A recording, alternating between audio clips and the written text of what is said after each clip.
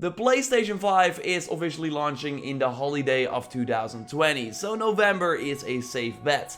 We already know about the controller that should help us be more immersed thanks to better triggers and a new rumble technology that changes depending on the environment.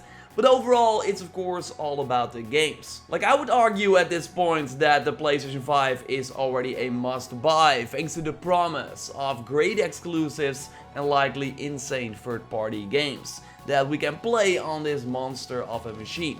In this video, I want to run down the biggest games we can expect that are announced and also unannounced. So let's get into it. Would be awesome if you could leave a like on the video as it shows your support, and let's go. The first party exclusive that I'm looking forward to the most is without a question the next Horizon Zero Dawn. The game already looked amazing, especially with 4K and HDR on the PS4 Pro, so imagine the sequel with the potential 8K resolution that the PlayStation 5 should support, and the amazing ray tracing technology that is greatly showcased in this Watch Dogs Legion footage, where we see that the lightning makes everything look way more realistic. Imagine all of this, but in Horizon Zero Dawn 2.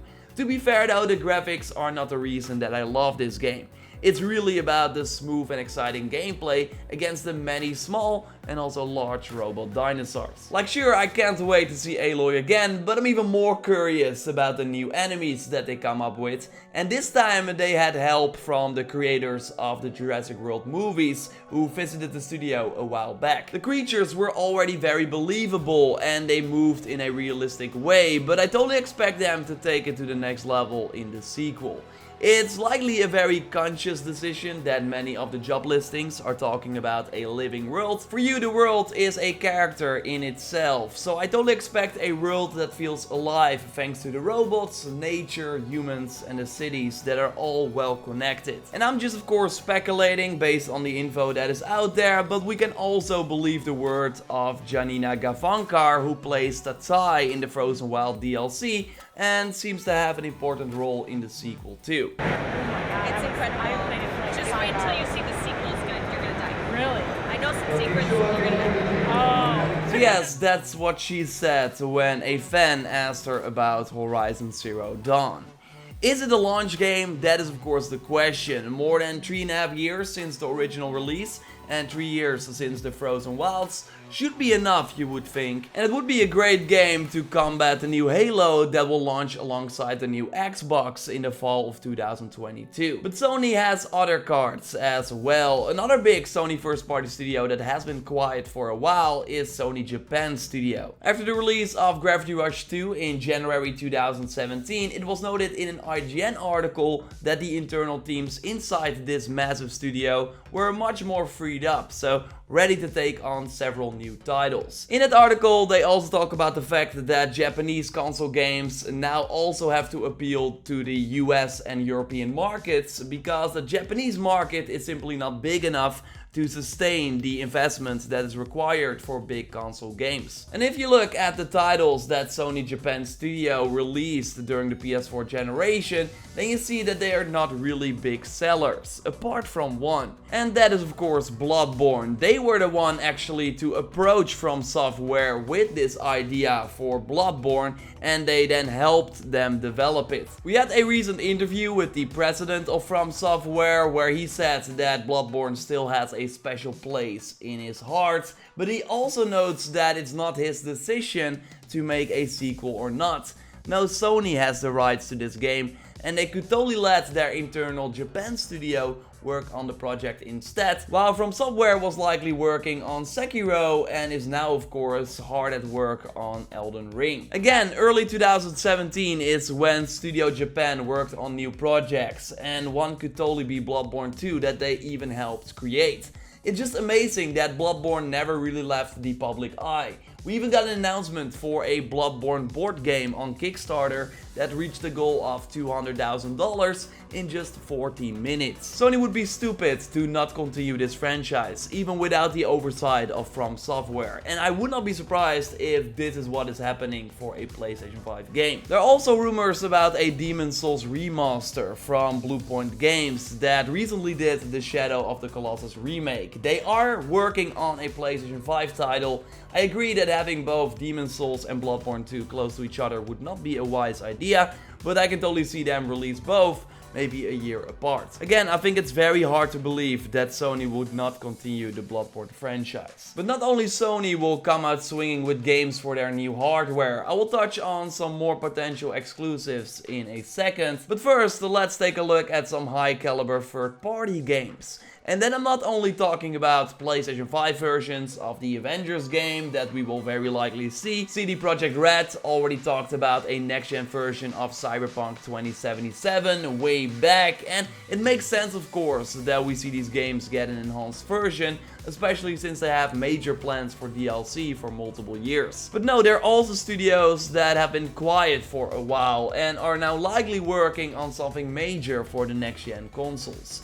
Rocksteady immediately comes to mind, likely the major competitor for Marvel's Avengers, because they will likely also bring a sort of superhero live service type of game. And hopefully they will showcase their game around the reveal of the PlayStation 5 and next Xbox. It's not a Superman game, that much is already confirmed, and a new Batman game is also out of the question, as Warner Montreal, the team behind Arkham Origins, seems to be working on that, thanks to many rumors, and they even teased it themselves recently. Now that game will likely be revealed and released before Rocksteady shows their hands. But that it's a next-gen title seems very likely, otherwise why would you wait more than 4 years since the last game? Another Warner studio that I like a lot is Monolith Soft, that 2 years ago released the pretty underrated Shadow of War. Sure, it was plagued by the loot box fiasco, but underneath was a very polished and enjoyable game that is still light years ahead of other games in terms of smart and meaningful AI thanks to their Nemesis system. They currently have 20 openings for their next project.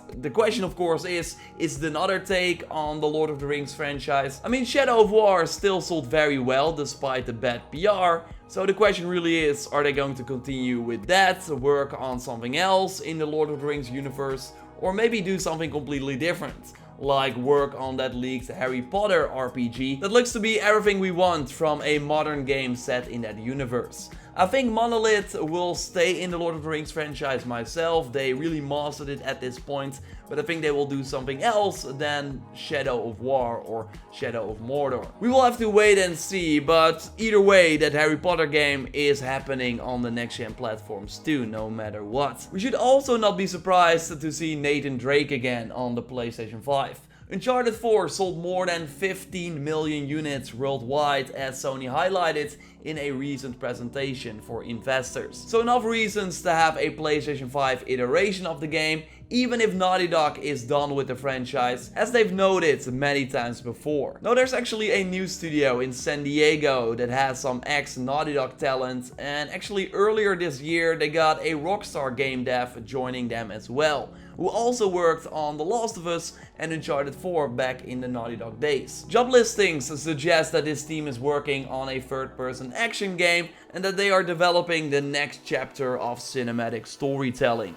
There's no reason for Sony again to give up on Uncharted yet, and maybe this new team with developers who worked on the franchise previously can give it a fresh start while still maintaining the core elements of the series. I think the announcement of this next Uncharted game, maybe at E3 2021, will be one of the highlights of this next generation. If Sony is going to show up at E3 at all, but we will have to wait and see. But overall, just the promise of a new Spider-Man game, especially now that Sony has bought Insomniac Games. Meaning that whatever they will do next is going to be enhanced for PlayStation 5. God of War 2 is very likely on the way as well after the insane success of the PS4 reboot, the tease that we had at the end of the game, and just the fact that Cory Barlog, the director, teased many times that he has a lot of ideas for the future of the series. Combine that with Naughty Dog, that after The Last of Us Part 2, that will likely receive a PS5 version as well, maybe with that multiplayer that is not part of the PS4 release. Anyway, after The Last of Us Part 2, they will likely go dark and work on a brand new IP that we will see on the PlayStation 5 as well. If this PS4 generation proved something, it's that the PlayStation first-party studios are all mostly top tier. They planted seeds for franchises that we will likely see more of on the PlayStation 5. And no, let's not forget Sucker Punch with Ghost of Tsushima that will likely release before the PlayStation 5 on the PS4, with then a PS5 version later. Maybe we will see a sequel on the next gen hardware. And of course, Sony Bend, that now after finishing Days Gone is already working on their next title. I really enjoyed Days Gone and think that the sequel could totally learn from the issues and improve upon them. I think we can agree that the PlayStation 5 will already be worth it for the exclusives alone. But of course, I'm really looking forward to the next Assassin's Creed on the next gen hardware too. I'm not sure if Horizon Zero Dawn 2 will make the holiday 2020 window. Like sure, Guerrilla Games has released a launch title before with Killzone Shadowfall, but you don't want to rush that game, so early 2021 makes a ton of sense too. You can bet though that Ubisoft wants to capitalize on the launch of the next-gen systems with a new Assassin's Creed.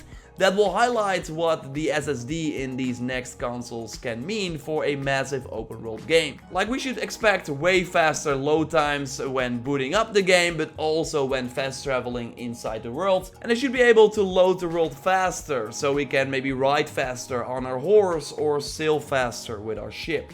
Sure, the game will very likely release on the PS4 and Xbox One too, but the next gen version sounds a lot more appealing. I really can't wait for the next generation, but I feel that waiting won't be that hard thanks to the amazing amount of quality titles that will release before the holiday of 2020. 2020 will be insane, I've said it many times before, and I think you agree, right? I'm curious, what are you looking forward to play on the next gen hardware? Totally let me know in the comments down below, and totally subscribe for way more news on the PlayStation 5 and of course the games that we can play on that system. Will we get a reveal event in February 2020? Let's hope so. Totally check out my recent PS5 video on some new info we got recently, and I will speak to you next time. Goodbye!